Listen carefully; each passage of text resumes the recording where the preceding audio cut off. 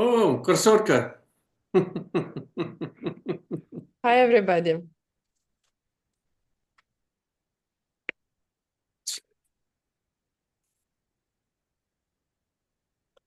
Shall we start? I'm ready. Okay.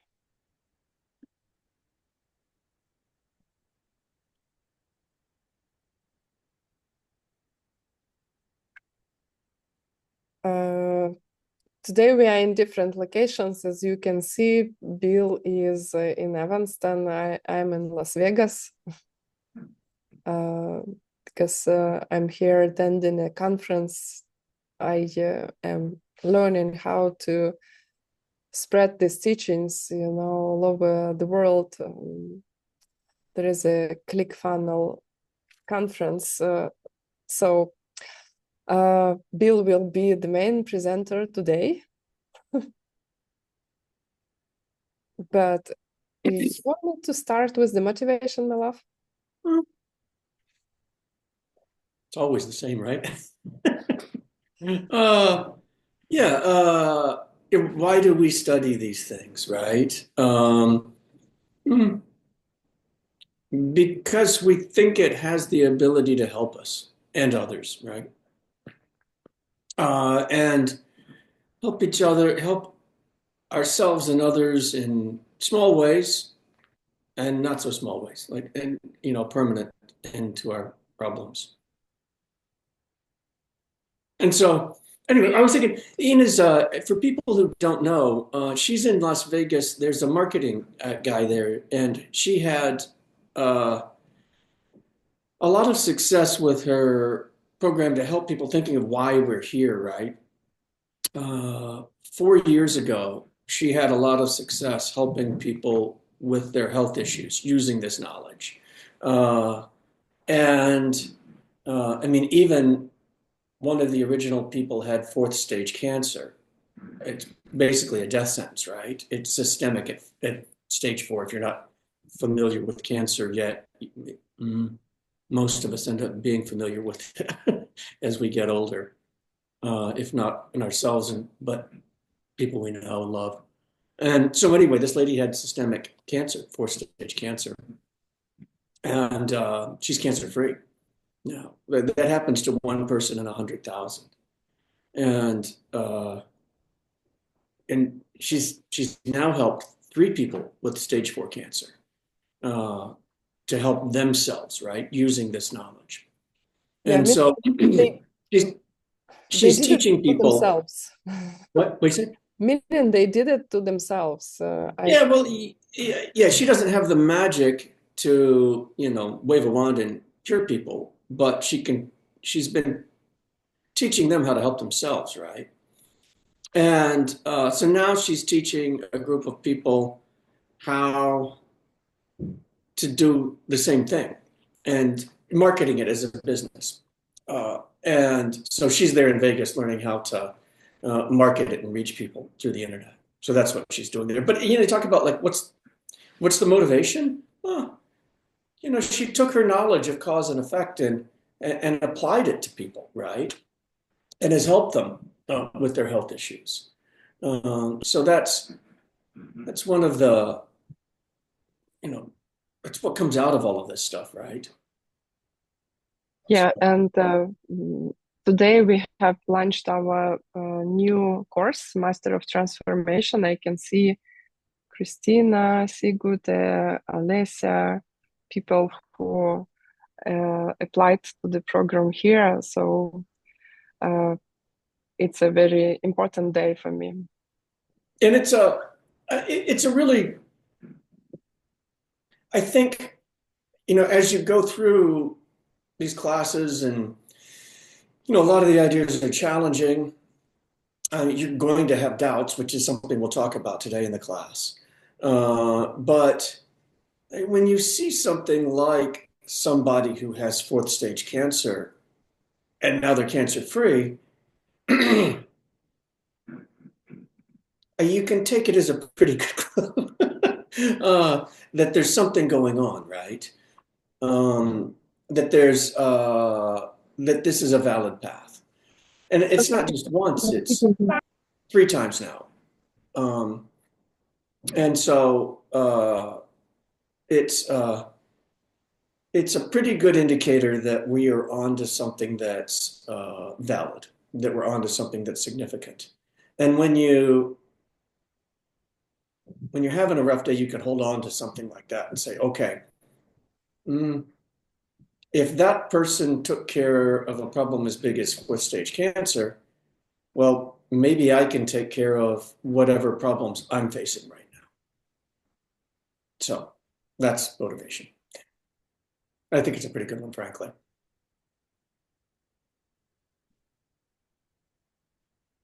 Okay, you ready? What do you want to say, my love? Uh, I think we can start, right? Yeah. We have discussed, we are at the class 8 today, and it's course 5, how karma works. And previous class, remember what we were discussing, white and bad karma, and mixed why we cannot plant anything like pure white karma here on this planet. And we were discussing the path of action, how to make seeds ripen, definitely ripen, and how to make them ripen faster, like parts of the second out of 4 parts. So we were reviewing examples, what is karma, what is path of karma, karma but not path of karma, etc. And here at class 8, we have some important idea that is called the basic virtue, or the root of virtue, right? Why this is important? Because this is something that we can lose if we are not careful in our mind.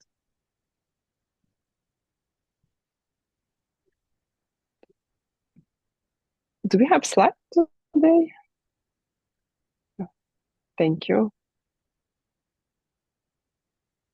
Okay. So you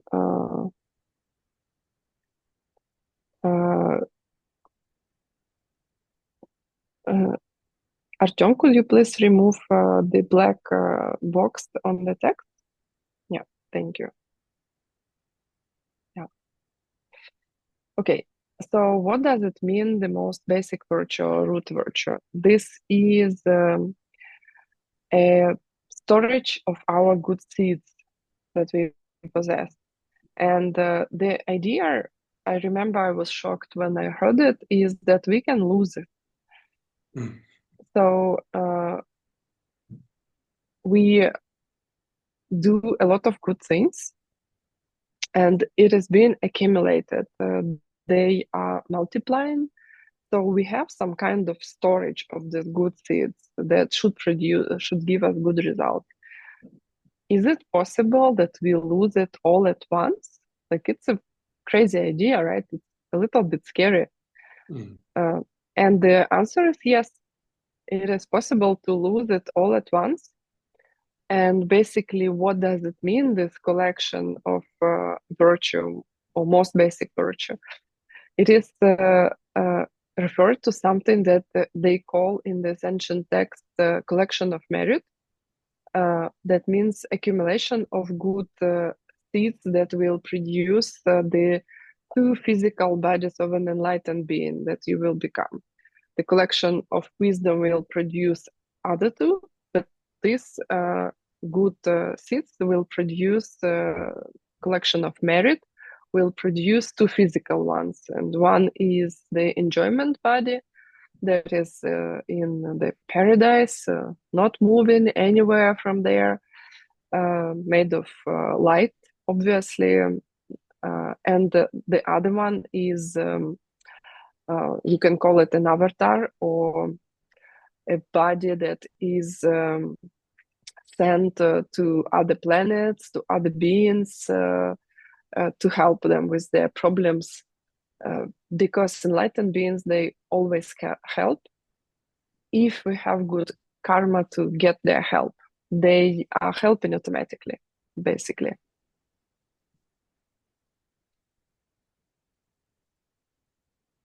In Tibetan, the most basic virtue or the root virtue is Getsa.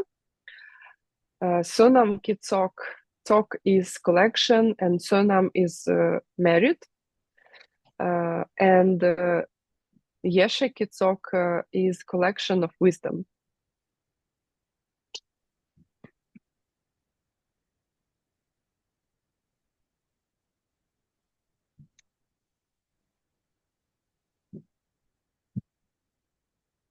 I always think that the discussion of the bodies of a Buddha is interesting, right?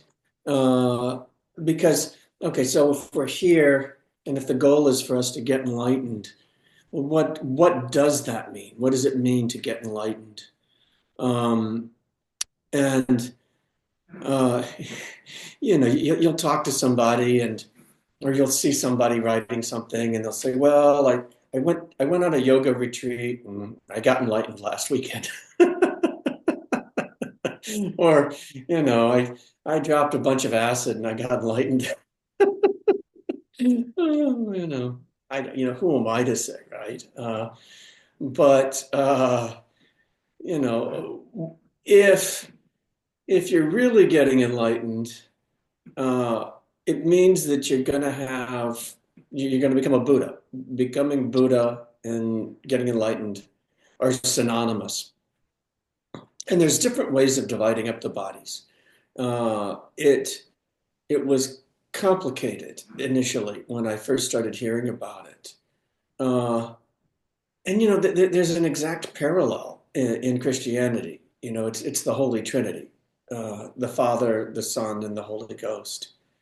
And so here, they're gonna in this discussion in this class, they're talking about dividing it into two different types of bodies. The form body and the wisdom body. And so the form body, that's going to be, like Ina was saying, the Buddha in his heaven, right? The pleasure body, and then uh, the emanation. Uh, so they have the ability. So they're sitting in their paradise, but they have the ability to emanate out somebody that could help you, and they do this effortlessly. They say it's like the moon reflecting in a puddle of water, that it doesn't take any effort. And they can be countless places, right? And so, in yeah, I'll say this. In Christian terms, the Father would be, God in heaven would be the pleasure body, uh, uh, the Sambhogakaya for people keeping track in Sanskrit. And the Nirmanakaya is the emanation. That would be like Jesus, somebody here on the planet that looks human. Mm. And so those are the form bodies, and they're created by the first six perfections, the first four of the six perfections: generosity, ethics, patience, and joyful effort. And so that's the collection of merit that they're talking about. And then there's the collection of wisdom. So the Buddha has a wisdom body also. And so that's going to be, there's two parts to that. And that's the Buddha's omniscience, which is a positive side. That's a knowledge of things, so a knowledge of everything. And the emptiness of the Buddha, which is the only part of an enlightened being that we share with them right now, if you're human. We all have the same exact emptiness that the Buddha does. And that's what allows you to become enlightened. And so the last two of the six perfections, concentration and wisdom, are what create the wisdom body. And we're talking about these things because those are that's the good karma that you're creating that is going to create your enlightenment. And you can cut it, you can destroy it. You're building it, and uh, it's easy to knock over, easy to destroy it, frankly. Okay, so Yeah, why? today's class can be a little depressing. Yeah, and remember, my love, we had a secret talk between us. We decided that we will call everything that is difficult easy, and Oh, yeah. everything that is depressing we should call happy. Okay, yeah, this is a very happy class. Very happy and very easy. Lots of joy here. uh, I was thinking that there was one sutra that described Buddha Shakyamuni, who could see this, they call it pile of merit, also collection of merit in different people, and he has seen somebody who was prostrating, and he said, "Oh, that guy just created so much merit, like a karma billionaire, right?" And then the next moment, he got upset at a bodhisattva, and all the merit gone like that. Mm. And he said, "Oh, now he has wiped all his merit up." So it is possible, unfortunately, to destroy something that you are building for a long time.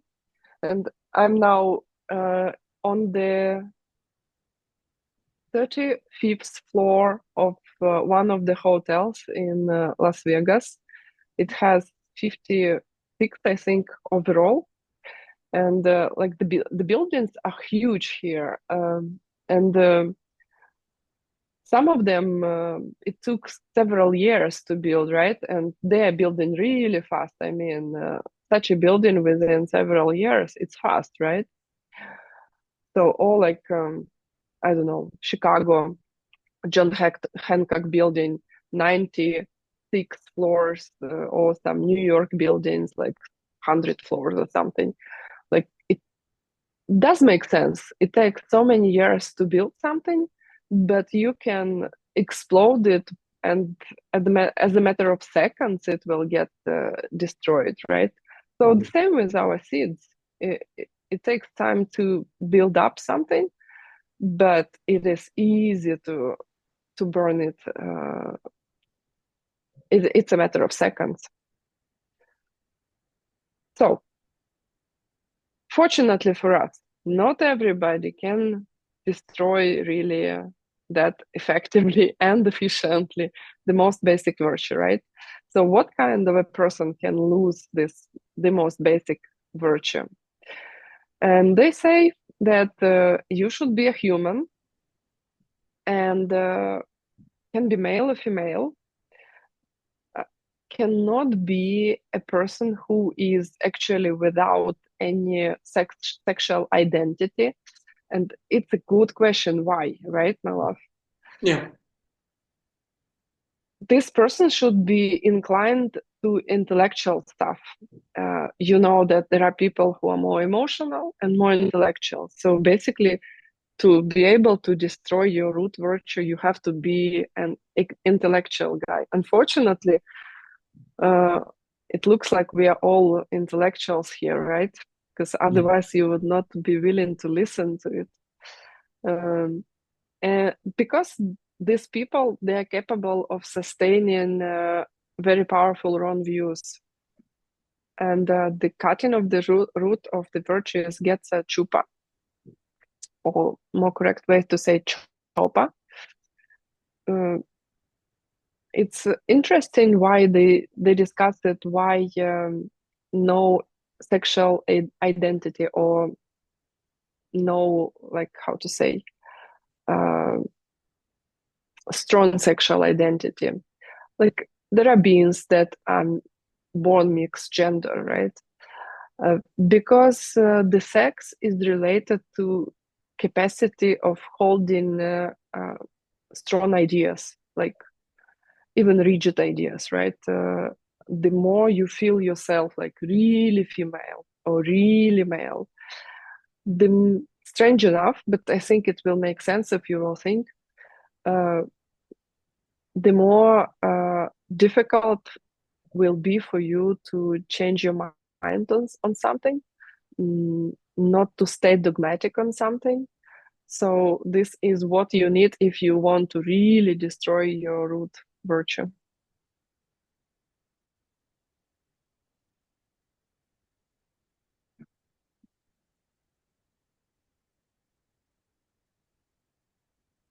Yeah, it's interesting. I'd forgotten that that part was in there about, needing to be male or female in order to destroy your virtue. And frankly, uh, when you get to the advanced courses, we'll talk more about the way, the reasons why there are genders, um, and it's related in a very profound way to how the energy flows through your body. And um, and we'll get to it later. But it's not just silly, right? And it's not biased, and it's not some kind of monk's uh, um, what's the right word? It's not some wrong view of the monks or like some kind of prejudice, right? It doesn't have, it's not like that. There's uh, something very insightful is going on there. Yeah, and I can see we have a question from Claudia. She says, I do not understand. If you do not understand something, like, please write down exactly what you did not understand, because otherwise we don't know what was exactly the part that that you didn't get. So just to review, like you have, I know we do not usually think these categories, right? Like who on the earth would think that not only you create the world by your actions, by your thinking, and by your words, but you kind of collect something out of it, and this is what brings the bodies of the Buddha to you. Like you get your enlightened body out of your actions. Not only that, like who would ever think that you can destroy it altogether, like a big explosion of your good seeds, or big, I don't know, like California style fire, right?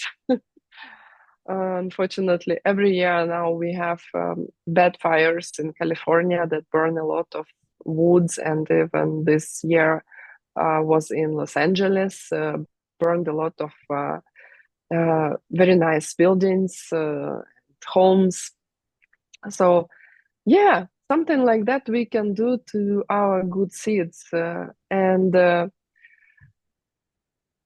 this is important because, and not only that, you should be some kind of a character, right?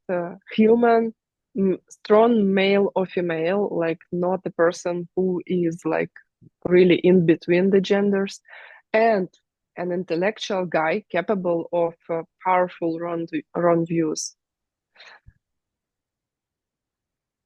Then if you, I remember I heard this story for the first time, I got scared. I was like, whoa, it looks like this is exactly my profile. Intellectual, Mm. strongly female, a human, definitely.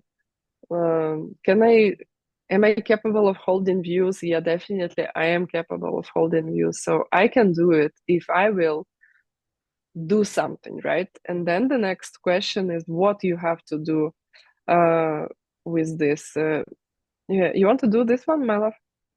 Let's see, where are we? I was listening to your Question three. question Yeah. three. Let's see. How exactly we can lose it? Oh, okay. Yeah, no, this would be, yeah, I would like to discuss this one.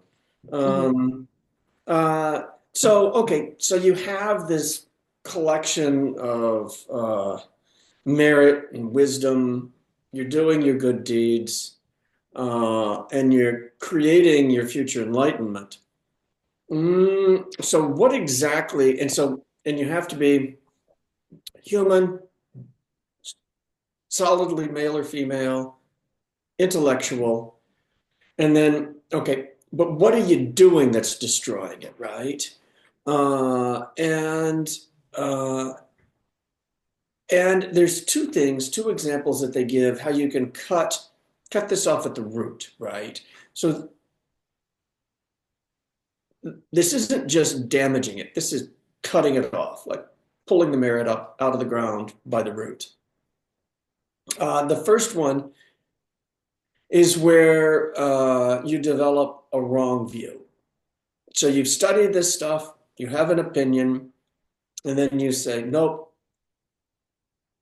I'm completely convinced that the laws of karma do not exist. Or there's no such thing as an enlightened being. There's no such thing as a Buddha. And it's not just doubt, right? We're all going to have doubts about these things until we've had the direct perception of emptiness. So that's part of being human until you've had the direct perception of emptiness. You can't get rid of all of your doubt. Now, you can have a really strong intellectual conviction, but somewhere in there, some percentage of you is still going to have some doubt about it. So we're not talking about that. We're talking about somebody who has looked at it closely and come up with the strong opinion, I disagree.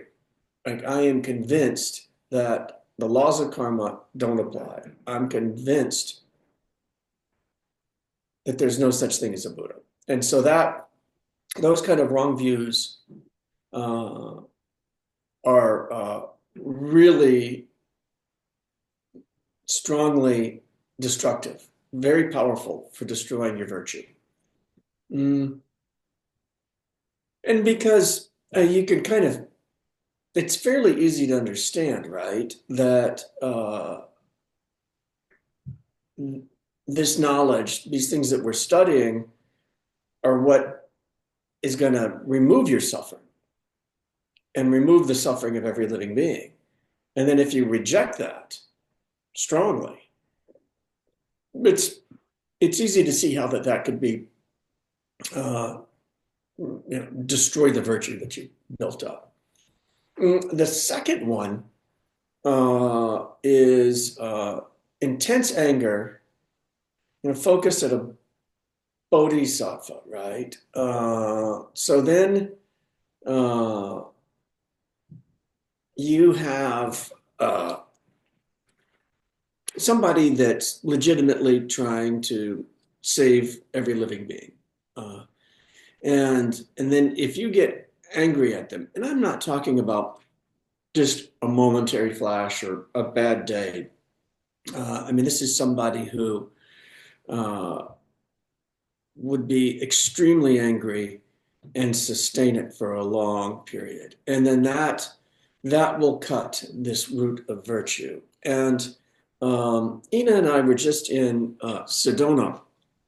We went there to see John Brady and Connie and other Sangha members, which uh, it's really important to be around people who have these same worldviews. And we went there to talk about our projects and where we're going. And John and Connie are really uh, extraordinary people.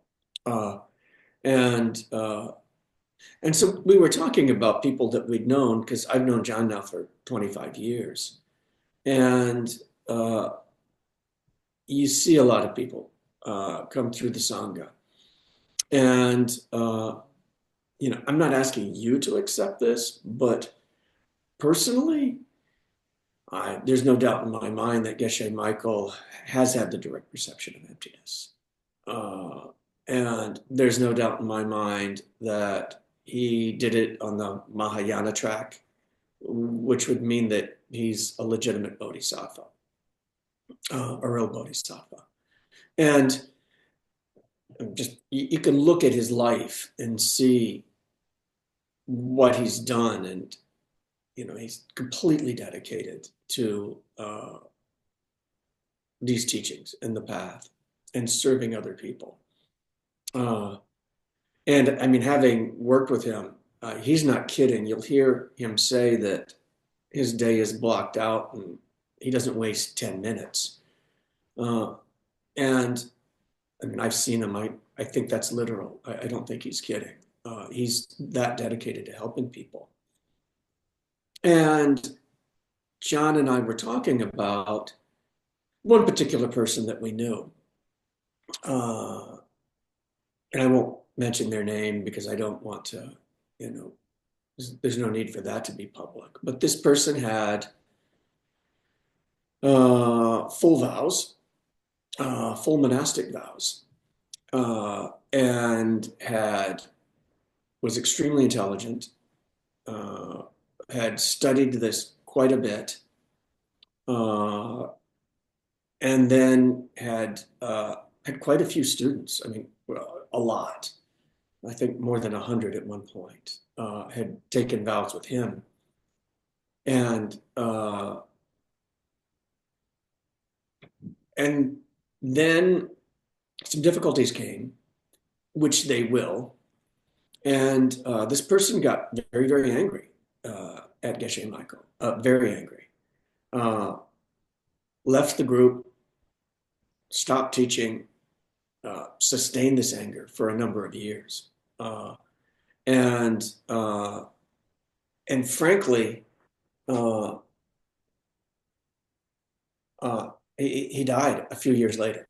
He didn't live that long after that.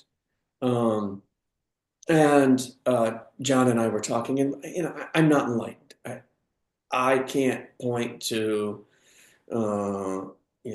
something and tell you the exact cause. But it's pretty easy to see a pattern, right? And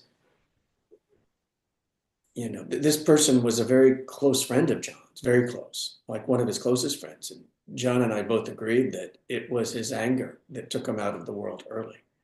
And so when you have somebody in your world that's very powerful, that has the ability to help people, and then you get angry at them, I mean, frankly, I've seen this happen more than once, where somebody will get angry at a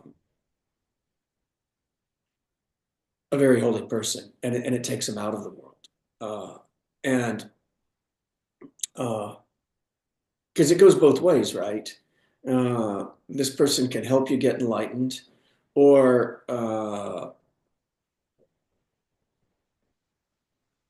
or it can take you out of the world. It's the power goes both directions, right? You're creating it. It can be either incredibly powerfully virtuous or incredibly powerfully non-virtuous. And so, particularly when you get to the advanced teachings, it gets even more powerful. Things happen fast. And so you have to be very, very careful, right? And it's not that you're going to get angry at your mama. You're going to get angry at your teachers. There will be disappointments along the way. And, if you have a bad day or two, that's not what we're talking about. We're talking about somebody who got very angry, rejected the person, and sustained it for a period of a year or two. And was not making any attempts to correct it. And so be careful, right? There will be challenges, but fight that anger because you're going to end up hurting yourself. So that's what I have to say on that. I can add that for you it will be better if you will be able to catch yourself as soon as you can, or at the very least, if you have this strong idea that is coming again and again on your mind, that you know is bad. I mean, something like uh, something like wrong views, or you have this feeling that you are getting angry, and you don't know who Bodhisattva is, right? Because they're usually in disguise. The longer you walk this path, the more you suspect other people that they are secret bodhisattvas, because then it looks like they're hurting me, but within a matter of several years, the fact that they were doing this to me turned to be actually very beneficial. So you don't know who was the person who was hurting you. Like, another story is about Bill and I. I was going to become a DCI teacher. I was like really dedicated, was studying, was going to Arizona again and again. And there were two people responsible that time for DCI. And at some point, they started to criticize me, like to say that, oh, this is what you're doing incorrectly, or this is what you're doing incorrectly. And like I was thinking, wow, your criticism is either not on the point or too late. Like I literally cannot correct anything because it was post factum criticism. And I was really upset with them. And I knew that probably they will not approve me anymore to come to the college. Didn't know what to do, to be honest. Didn't think that I really was doing something wrong, because it was according to the rules, at the very least in my imagination. And then I realized they will not let me be a DCI teacher. I was like, yeah, okay, I will switch to a Tibetan translators track, right? And I applied both to both tracks, DCI teacher and Tibetan translator. I was not accepted for the DCI teacher session, but I was accepted to Tibetan track translators session. And still I went to Arizona, realized that Geshe Michael is spending 5 times more time with translators than with DCI teachers. Like basically all day long he was with us. I was like, wow, I was stupid that I didn't think to change the track before. And then I asked him, like, do you think I should be a DCI teacher or a Tibetan translator? And he said, for you, it will be better if you will be a Tibetan translator. So I continued to come to the sessions, and guess what happened? 25th September 2019, a very important person showed up at Sage's class. 6:45 was horrible. Also, very early classes. Uh, Geshe Michael said he's a pilot.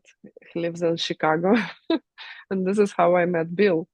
Um, so these two guys who did not approve me for the DCI teacher training, like, were they just only having their meltdowns and mental afflictions, or maybe it looks like that, but actually it is another way? Up to you to decide, right? But if you are completely logical, you have to say you don't know, but you could not probably meet Bill without them, right? So just be careful. You don't know whom you are talking to, and we need to take, like my ex-boss was saying, we have to go conservative way. Like we will take conservative approach. So conservative approach that everybody can be a bodhisattva, and just be careful with everybody. Never get upset with anybody, and it's hard. But as long as you fight your anger in your mind, you're not planting bad seeds. And the other way around works also. If you are capable of hurting your uh, root virtue, you are also capable of hurting your bad seeds. And this is a good thing, right? It is called purification. It's exactly same. You just do it, you just do the opposite. You think, oh, actually, karma works, and I will not get angry. I will do something good for other people. I will think that they're helping me, at the very least, that they are my mom, right? According to ACI 2, this is how we develop our bodhicitta, uh, the wish to become enlightened for the sake of every living being. Yeah, uh, we've seen it go both ways, right? If you're around something that's powerful, like at the beginning of the class, Ina's group that have had the three people that had stage 4 cancer, and now they're cancer free, right? So, it can work both positive and negative. And the person that I was talking about earlier is an example of being angry at a bodhisattva. That person And died of by the cancer. And by the way, if you are studying in English, you will see this person because she is our group leader. Well, you'll see the person who got healed, who cured their Yeah, cancer. You're not going to see the person that passed away, right? yeah, Mm. you will see a person who is completely healthy. So Okay, so how we've my love? seen it. Mhm, We've seen it go both ways. Uh, and this is why the people who've had uh, a deep knowledge of these things are so busy trying to convince us, well, don't get angry. Don't be jealous. Please treat other yeah. people with, kindness. Uh, and s- uh, and they're, you know, because it's that powerful, right? mhm. Okay. Uh, Nowadays, the political situation is in many parts of the world is difficult. If you are worried, if you are afraid of something bad coming, like I don't know, I was afraid for a while of nuclear war, something. If you have some kind of fear, then this is what you have to do right now. Stop being angry at any cost. Don't get angry at any cost at all, because the anger grows. We have wars, we have conflicts, and this is all our seeds of anger ripening on a bigger scale. That's it. It just got some interest, compound interest. Okay, my love, the next question is about how to restore. You want me to do it or you want to do it? Uh, you can do it, but since we touched on political subjects, just briefly, I would like to say that uh, there's many things going on in the world right now, all over the world that I don't like. Uh, and it's it's okay to not like it, right? It's not okay, you know. But there's no sense in being angry or depressed about it. It ultimately, if this worldview is right, it's coming from myself. The things that I don't like are coming from myself. And the way to fight it is to fight my own mental afflictions. And ultimately, you can you can take refuge in the knowledge that if you're projecting the negative things, uh, you can project positive things too. You can change that. And because it's all empty, it didn't have to be this way. It can be it can be a different way. And each of us as individuals have the power to change it. In fact, uh, You're the only one that can change it. And so that's actually a really, uh, it's a really happy thought, right? That like we're not just victims of these larger powers. Now, in the moment, we're not in control of it. We planted seeds in the past that are ripening now as things that we may not like. Uh, but we're in control of the future. Each of us individually is in control of our own future, and that gives me a lot of hope. When I wake up in the morning and I read the news and I don't like what I'm reading, and I think, well, I'm going to change that. Mm. And that's what we're doing here, right? All of this, sitting here in class, uh, trying to figure out why things are happening. I mean, we are changing the world as we're doing this. And the further you go, the faster those changes will come, positive and negative. Okay, so that's what I got. So how do we fix this stuff? So we just Mhm. looked at how to destroy it. How do we fix it, Milo? Yeah, fortunately, there is a method to fix it, right? And this is it's kind of funny because first you get a doubt that your own views actually were correct. Like you start to suspect, maybe karmic seeds are really ripening and defining my reality. Probably there is some kind of cause and effect relationship between what I do and what I get. And it is called Tetsom in Tibetan. And then uh, you start to gain your correct view again, uh, correct view about how things really exist. And it is called Nyepe Yandak Petava, like definitively correct view. And we translate it as a correct view. Nowadays, even Geshe Michael does not say any more correct view. He calls it just a world view because it is the worldview. There is every other worldview is actually a mistake. It's not a worldview. And what we mean is that nothing is the way it is because it looks like it is coming from itself, but actually my seeds are creating everything around me, including myself and my own mind, my own thoughts.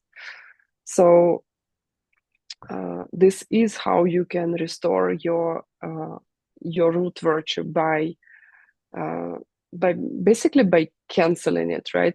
You had your own view, and then you started to have doubt. Maybe my own view is incorrect, and then you have some kind of confirmation that it wasn't correct. That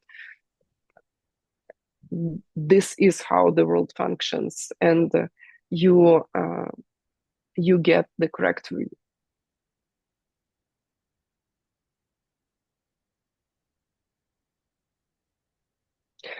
We have a question in the chat. Is wanting something for yourself, like living in another country, uh, than what you are, is bad karma? No. When you want something for yourself, it does not mean that you create bad karma. Basically, the basis of everything bad that we can create is this idea that things are coming from themselves. And then when I want to, I don't know, I want to move to another country, I may want to be, I don't know, an illegal immigrant maybe, or do something illegal to get in the country. When I am willing to uh, break my ethical principles in order to get what I want, this what creates bad karma. Even not the view itself, right? It's a bad thing, but the horrible thing about these wrong views is that they motivate a lot of wrong actions. That give a lot of bad results. Yeah, it's we're trying to remove the suffering from every living being, and you count. Like I count as a living being. Like I don't want suffering. It's not wrong to not want to suffer for yourself.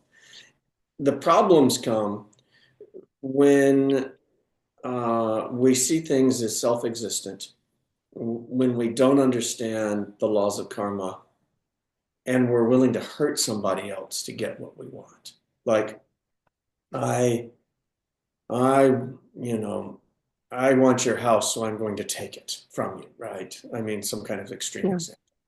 Uh, Or the other way around, you don't want something in your life, and then you do something unethical to get rid of it, right? yeah, like okay, so you know, you don't like your spouse yelling at you, and so you yell back at them, right? Classic example of a wrong view. Yeah, they so. Uh, But yeah, absolutely. It's absolutely okay. You should be happy. If you're any unhappiness is that's the result of a prior mistake, right? And then uh, you see people on this path, and after, if you're doing it properly, you should be getting happier, right? Things should be getting easier. You should be healthy. You should have a happy partnership with somebody that you love and that loves you back. And, you should have the money that you want. And, uh, if you're doing it properly, you can see the results quickly. Uh, and, I don't know. I mean, the idea is that hopefully we're going to get enlightened in this lifetime, right? So then, uh, that's a dramatic change if you're human. Uh, So no, wanting things for yourself is you're part of it. You're part of every living. Yeah. And also, then you may think, okay, but I cannot really stop my anger. Even I will suspect that the person is a bodhisattva, or I know that the person is definitely is a bodhisattva. I may not be able to stop my anger. Is there a point when I really can stop the anger? Yeah, there is a point. Actually, you make progress gradually. You can do a lot of progress even without really being an arhat, right? When you will stop all your mental afflictions altogether, when you will reach nirvana at the eighth bodhisattva level.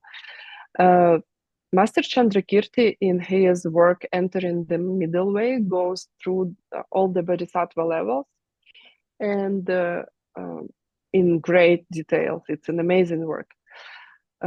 It's funny because you think that you plant seeds with these teachings, but you do not really realize that you really plant seeds with these teachings. And when I was studying course 5, I remember I heard this Entering the Middle Way, Master Chandrakirti. And for me, it was, just the title and the name, blah, blah, blah. But these courses are so powerful. It's a high karmic object as itself. Like your karmic seeds will not will not ripen in 1,000 years. They will ripen fast because it's so powerful. And in November, our Yontan is a monk from Seramay who was teaching us debates, and he pulls out the book. He says it's Dr. Chandrakirti. He calls Master Chandrakirti Dr. Chandrakirti. And he says, this is the most important book one of the most important in the middle way. And it is called like the book like that, like the red one. Entering the Middle Way. I was like, wow, like it was just a title, blah blah blah for me, and here is the physical book, and he is teaching us from this book. And it was amazing because he started with the first level and there were great details I could never dream I will hear these details out of this book. It's funny because I was like, wow, I planted seeds, and here is one of the results. I know more about it, right?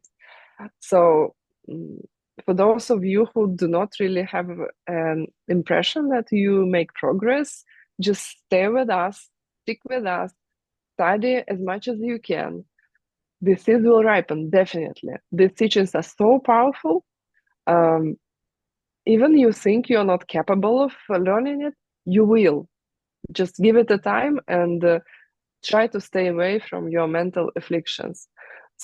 So this Dr. Chandrakirti, he describes level 3 as the level when you work with your patients and you practice this perfection, right? We have like perfection of giving, of ethics, of patience, and they are mostly create the body of Buddha. Then we have joyful effort that is half creates body and mind of the Buddha, and then we have meditation uh, and wisdom.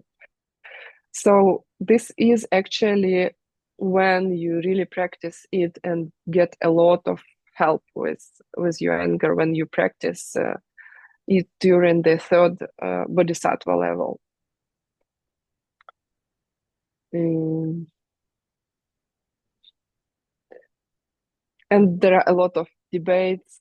I just was thinking about the debates we had. We will not go into them right now. Okay, so you can destroy your root virtue.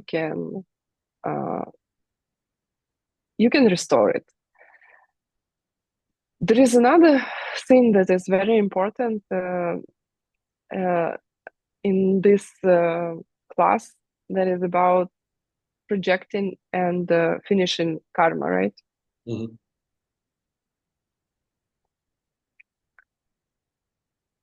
So why it is important? Because then how can we really uh, be sure that, or can we really be sure that we will keep our root virtue, our storage of seeds? Mm, like, is there any kind of protection? And once you see it, you have this deep realization that, oh my God, there's no protection. Because according to Abhidharma, your one bad seeds that you can have can create the next life of suffering if it will be a projecting karma for you. My love, do you want to go into Yeah, this is, greater details here? uh, yeah, thank you. This is one of those concepts that are like foundational, right? Foundational courses, and this is one of those ideas that's huge. You'll keep this one in your head, mm, for the rest of this lifetime, certainly. So there's two different types of karma that they're talking about, two different types of mental seeds that ripen. Penjiki lei is projecting karma, and Sokjeki lei is completing or finishing karma. And so what happens is you have just countless seeds in your mind stream, right? Uh, Good and bad. And if you're human, as you're dying, or any other samsaric being, as you're dying, you'll have a thought, uh, like the Tibetans being Tibetans, they usually give a negative example. And so uh, if you're cold and you're dying, uh, so you'd say, "Oh, I wish I was going to be. I wish things were hotter." And if you've led a negative life, if you have a lot of negative seeds at the moment, that thought uh, can project you into, a hot hell realm. And so it's like you've got all of these seeds, uh, and where you go at the moment that you're dying is going to project you into one part of it, right? It's like you've got a field that's laid out with all different kinds of things, with weeds and fruit trees and poison ivy and flowers, and and so you've got all of these seeds that have been planted. Where you're going to go is determined at the moment of death. So like one small karma can project you into an entirely different life. And it's like the more positive example is Geshe Michael, who will study his stuff later on. He does Lojong. And as he was dying, uh, he was just hoping to be able to go to the hell realms, to be able to help people because they're the ones suffering the most. And then he's like, well, let me go to the hell realm so I can help. And that was where he was trying to project himself as he was dying. And then as he was crossing over into the next life, he was able to tell people, uh, it's not working. All I can see is paradise. And so, he was um, uh, the virtue of wanting to help people in the most difficult circumstances, willing to take on the suffering of having going to a hell realm to be able to help them. The virtue of that forced him into one of the higher realms, one of the realms of pleasure.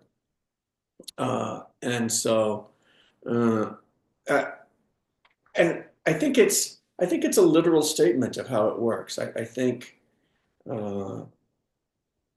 that that's actually how it can happen. And and so then you have finishing karma, and that's going to be like once you get to that world, what are the details of the world, right? Uh, so let's if you've done something virtuous enough to warrant a human life, but then when you get here, well, what kind of a human life are you going to have? What are the details of that life going to be like? Are you going to have a relatively easy time of it as a human, or will your life be more difficult? And that's a lot. There's a lot of seeds there. Um, that's not just one. That's the seeds that would take you through a normal lifetime. All the details of it. Mm. And do you want to go through the four different examples they give of how this could look like? Yeah. So to keep it clear, the difference between Penjeki Lei, which is projecting karma, the one that gives you, like, sends you in a specific direction. I'm going to be a hell being, a hungry ghost, a human, uh, uh, half pleasure being, or a full pleasure being. And so that's projecting karma. It sends you off into your next life. And then there's Dzogchen Lei, which are all the details of what it's like once you get there, right? And so uh, we can go. You want to go to the next question?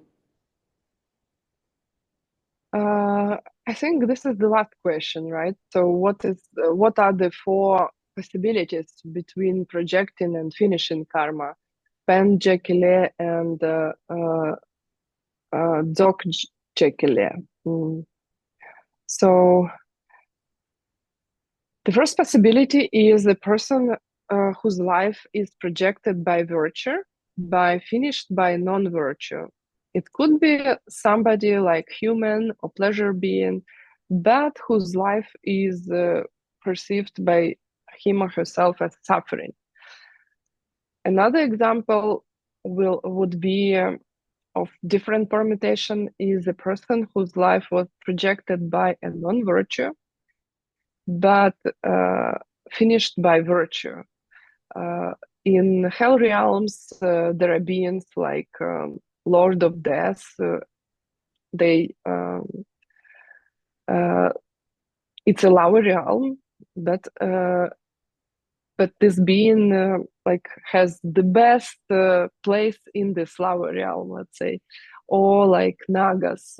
Nagas are considered animals, but they're very smart, and I mean they are outstanding as animals. I think in different traditions, people would call them dragons. In old scriptures, like about Arya Nagarjuna, he this is why he was called Naga Arjuna. He could talk to Nagas. He found the way to get into their world because they say that Nagas are special creatures. They like everything that is shiny, like gold and jewels, and also they love ancient scriptures. They're like collectors, and he wanted to read their scriptures, but they also wanted to collect Arya Nagarjuna, and they wanted him to stay with them, so they found a way how to stop him from returning. But it's a very beautiful story how he found his way back. He had like, so he was prepared. He was ready to this. So Nagas, they are lower than humans as beings, but they have pretty good life and they are smart. We were talking to Geshe Lothar when we were in India because he likes talking about Nagas. I will not tell you why, but he does. And he says that the difference between Nagas and humans is that they are smart as humans, but they have more difficult time to stop their mental afflictions. Like they can get really into strong anger against somebody, and they have bad time. They cannot really stop it. So what are the two more examples? So for example, a person whose life was projected and finished by virtue could be the chief being as among pleasure beings, like lord of pleasure beings. For example, there is a being called the destroyer of thousand. Let's leave it like here, because there are many more examples that you can think about it.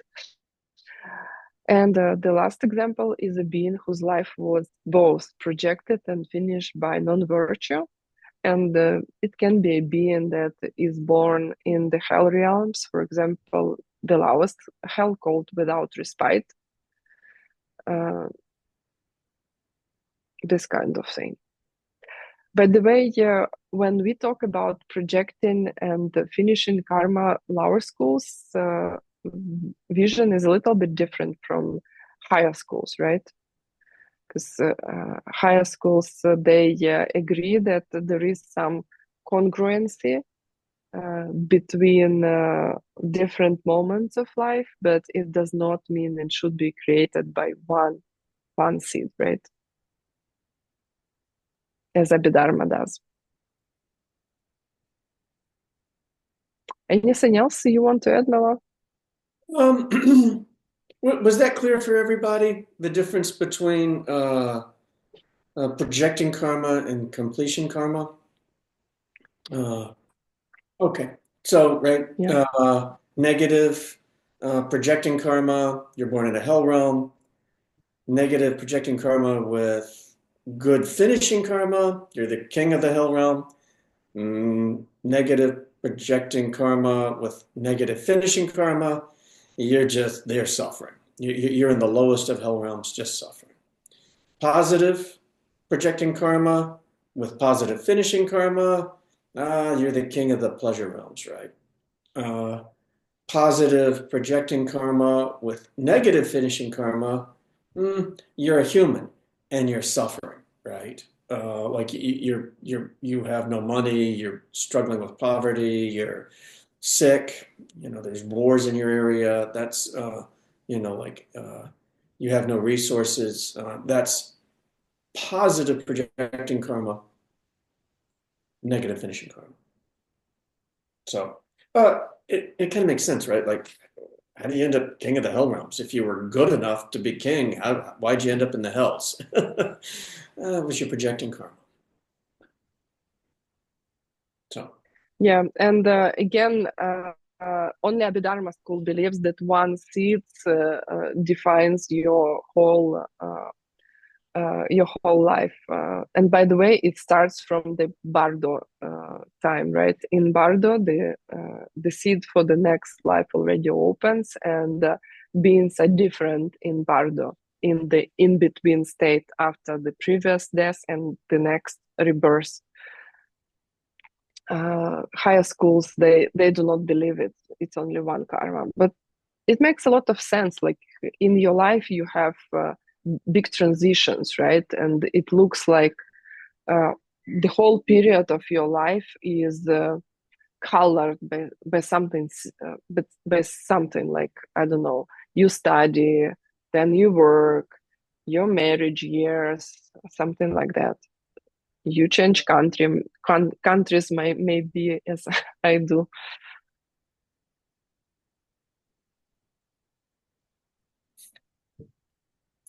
it wasn't in the homeworks, but do you want to talk about the five big bad deeds? I think it is coming in the next class, Oh, no? was that the next class? Okay, you know Let what, me you're see. absolutely right. Yeah, it is the Yeah, next class. yeah, Uh, it is the next class. okay, uh, great. Well, I've already studied for tomorrow. Uh, I had something else on my mind. I was thinking about uh, Master Shantideva. Like he is talking also about this tricky thing, uh, how not to create this horrible seeds to stop all your basic virtue. Master Shantideva is very skillful. I mean, his Bodhisattva Way of Life is an incredible book, or book of skillful means how you can stop basically your mental afflictions from hurting you. And so he says that we also have to take responsibility for other people. And if if you will think about other people that they should not also plant bad seeds, then it plants also a very powerful seed for you to avoid situations when you are tempted. Like, for example, Geshe Michael talks about uh, his boss at work, at Andin International Offer, who was the owner. And he said that Offer would inspire them not to leave anything on the tables, like anything pressured, because then people, they can be weak, and then they have temptations, right? And then if you responsibility is a big subject in our teachings, right? I protect myself, of course, but I also try to protect as much as I can other people. I don't put wallet in the places that people can easily steal it, because they will create a bad seed for themselves, and they may not know that I have some uh, high vows, and that not only they did a bad thing by stealing the wallet, but also guess what? This bad deed amplified, like, I don't know, 100,000 times, because they stole it from me, right? And I'm working for every living being. If, for example, I have bodhisattva vows. So, and basically, this is why you can really efficiently and effectively destroy your good seeds, your storage of good seeds, by getting angry at a bodhisattva, because they are upcoming Buddhas. They will help every living being. This is why it is so bad. Also, we need to protect our mind from being tired, and our body. Like, we need to take care of ourselves for other people, because it is easier to get upset when you are tired, uh, halt, right? Hungry, angry, lonely, tired. So try to avoid it, because this is basically your responsibility to take care about these circumstances. Uh, Claudia in the chat asked about people who were oppressed in South Africa and did they all have bad seeds? Uh, there's two ways to look at it. And uh, on a basic level, an early level, you could say, yeah, they have the bad seeds. If you were born in a country as a human and you were having a hard time with depression or poverty or not being treated fairly, then something they had done, because they were born in that situation, right? Something they'd done, they in their past life, they had oppressed somebody, or they had not been generous. And it doesn't mean that that's who they are right now at all. It's that was something that they created in the past. And again, because karma becomes so much more powerful as time goes on. I mean, they say that it doubles every 24 hours, right? So uh, it could be something very, very small that they did in the past life that's creating their situation now.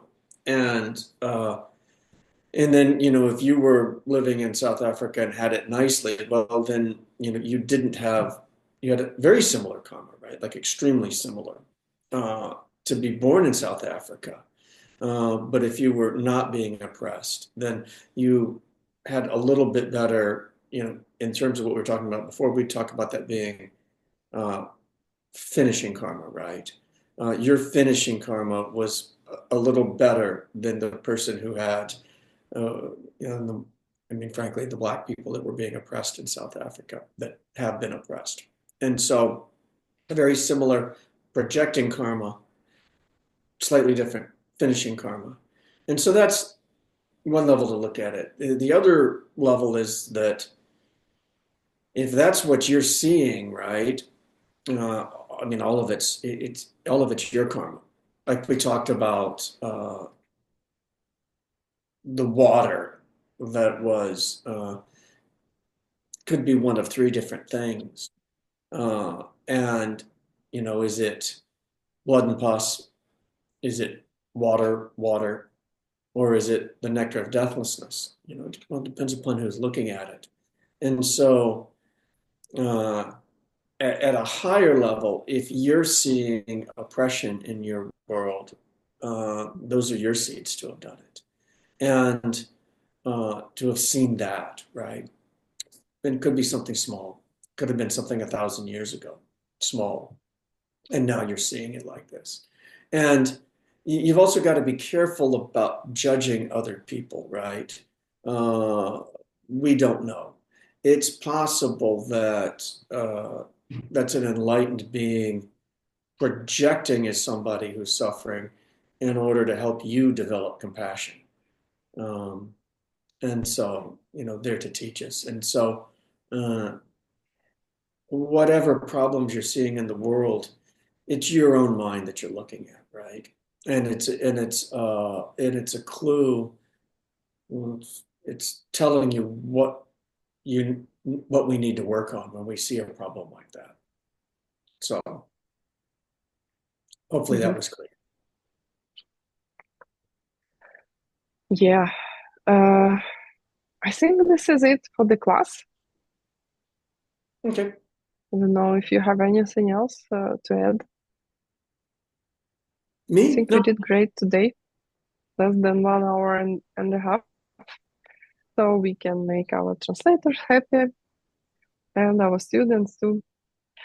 Uh, so close your eyes, think about this class and the fact that you just spent 1 hour, 20 minutes studying these deep ideas that will influence you for a long time.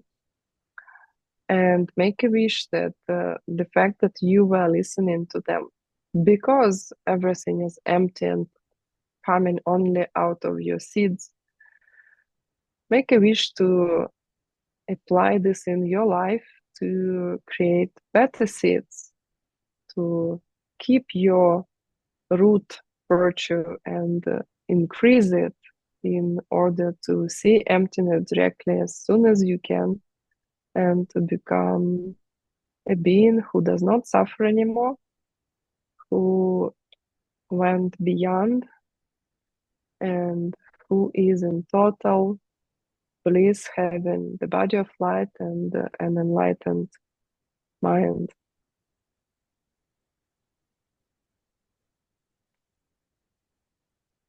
Go back to your breathing, open your eyes, and see you tomorrow, same Uh, time. and one last thing to say. Uh,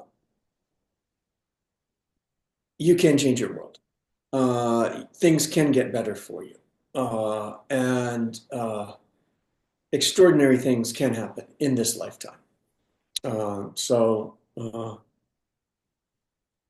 take hope and keep working on these things. Okay. Thank you, all the volunteers. Please stay with us. We need you. By the way, if you want to plant extremely powerful seeds, maybe you will want to become a volunteer because we are constantly we constantly look for volunteers. It helps us growing.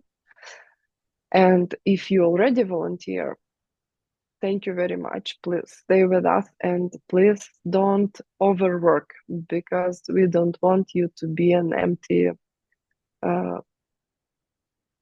potato chips bag. We don't want to empty you out. And you have to take responsibility for watching how much you can take and how much you cannot. Okay?